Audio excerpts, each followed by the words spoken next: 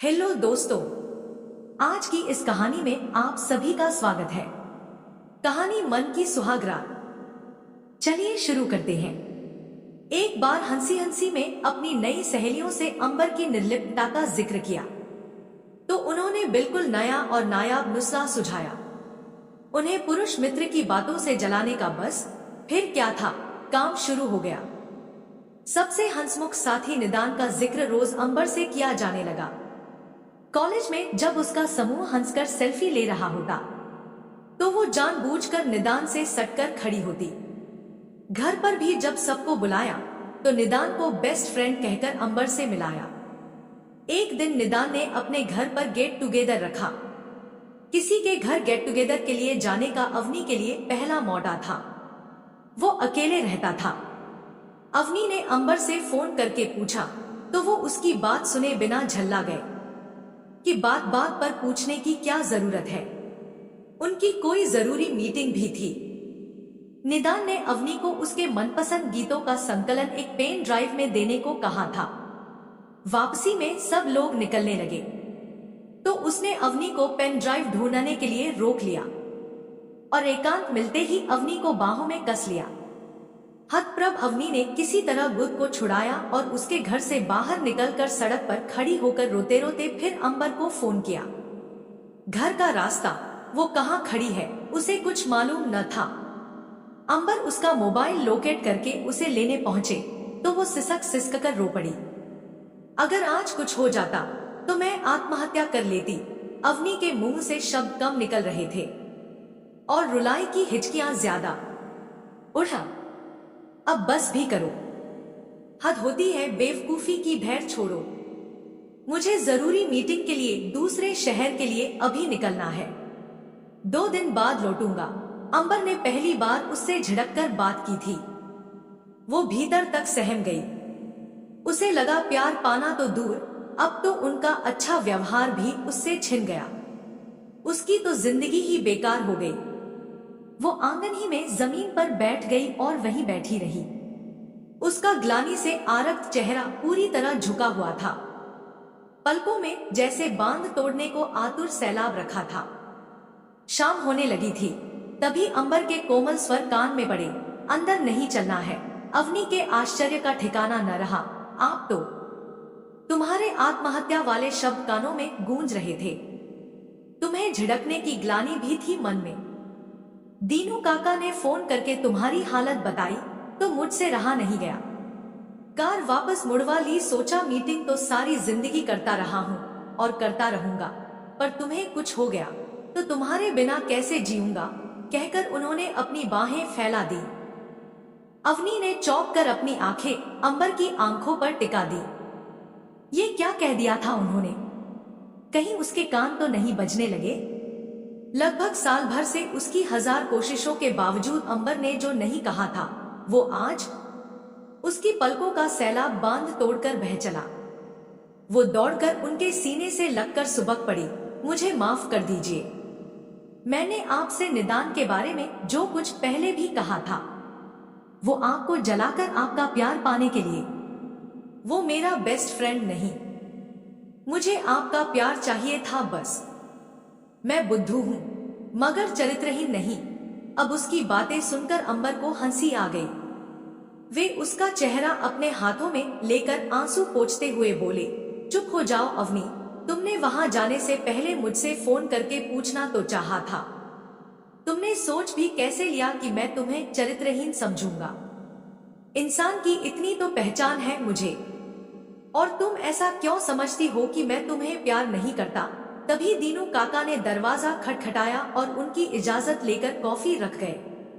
अंबर ने उसके हाथ में कॉफी का मग देकर एक मग दूध उठा लिया। बोलो अवनी, तुम्हारी कौन सी चाह मैंने पूरी नहीं की जो तुम्हें ऐसा लगा? दोबारा वही सधी हुई आवाज। अवनी चुप। क्या समझाए, कैसे समझाए? अंबर फिर अपने प्रशासनिक अधिकारी वाले खोल में आ गए थे। फिर से वही माहौल बन गया था जो उसे फरियाद लेकर आया कोई छोटा अधिकारी होने का बोध कराता था, और उसके शब्द जबान का साथ छोड़ देते थे। लेकिन तभी उसे लगा कि आज अगर वो झिझक गई, लजा गई, तो ये अवसर जीवन में दोबारा नहीं मिलेगा। उसने धीरे धीरे बोलना शुरू किया। आपने मेरी हर चाहत पूरी की, मगर मुश्किल तो यही है कि मुझसे कभी कुछ चाहा ही नहीं। जब कोई हम पर अधिकार समझता है, जब कोई हमारे सामीप्य से तुष और दूर जाने से दुखी होता है, हमारे छिनने के एहसास से डरता है, तब हम समझते हैं कि वो हमें प्यार करता है। प्यार वो है जो हमें किसी की नजरों में दुनिया का सबसे महत्वपूर्ण व्यक्ति होने का एहसास कराता है। मैं आपके करीब आना चाहूं तो आपसे कह सकती हूँ, मगर आपके मन में मेरे करीब आने की ललक हो, ये कहने की बात थोड़े ही है। इसीलिए मैं कितनी तरह से श्रृंगार करके, लेकिन कभी लगा नहीं कि मेरे रूप ने, प्यार ने, गुणों ने आपको मुग्ध किया है, सुकून दिया है। क्या मैं आपको सुंदर नहीं लगती, आपके योग्य नहीं लगती? कहते हुए अवनी ने अपनी निश्चल निगाहें सीधी अंबर की आंखों पर टिका दी, तो उसका सामना जीवन के सबसे सुंदर सच से हुआ, जो काम जमाने के बताए कई आड़े तिरछे उपाय नहीं कर सके थे, वो दिल से कही गई सीधी सच्ची बातों ने कर दिया था। निस्पृहता का आवरण पिघलाकर व्याकुलता और प्रेम के ढेर सारे कोमल भाव अंबर के चेहरे पर प्रकट हो गए थे। नहीं नहीं अवनी, ऐसा नहीं है, बल्कि अंबर ने एक आकुल उमंग के साथ उसका चेहरा अपने सीने पर रखकर अपनी बाहों का घेरा उसके गिर्द कस दिया। फिर अपनी बात आगे बढ़ाई। अवनी, छोटी सी उम्र में जब मेरे माता पिता का देहांत हुआ, तो तुम्हारे पिताजी की मदद से ही मैं पढ़ा और अपने छोटे भाई बहनों को पढ़ा पाया। मैं उनका बहुत सम्मान करता हूँ। तुमसे विवाह किया तो दिल में केवल उन्हें तनाव मुक्त करने की बात थी, मगर जब तुम अपने अप्रतिम रूप में भोग्या बनकर मेरे सामने आई, तो मन ग्लानि से भर गया।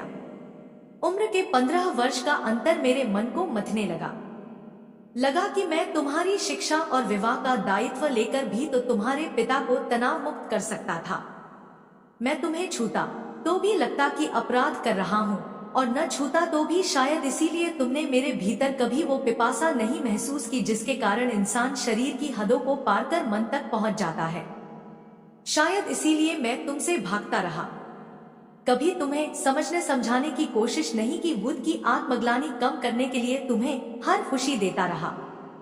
तुम बुद्ध को केवल भोग्या न समझो, इसलिए तुम्हें पढ़ाने के पीछे पड़ा रहा, पर तुम क्या चाहती थी ये समझकर भी नासमझ बना रहा।